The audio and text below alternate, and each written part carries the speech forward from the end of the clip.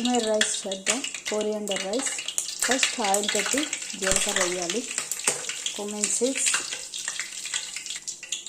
జీలకర్ర వేగాక కుమిన్ వేగాక హోల్ గరం మసాలా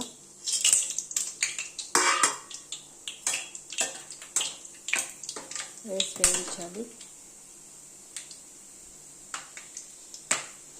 వేగాక ఆనియన్స్, కొత్తిమీర, గార్లిక్ 3 చాప్ చేసింది వేయాలి. వేసి ఎర్రగా వేయించాలి.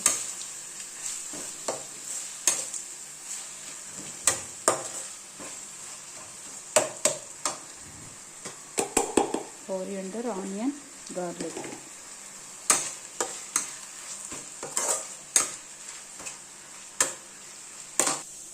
ఇందులో coriander, garam masala, turmeric powder వేయాలి. ఆనియన్స్ వేగాక ఇప్పుడు ఇందులో చిన్న లెమన్ పిండాలి. ఇందులో ఇప్పుడు రైస్ వేయాలి.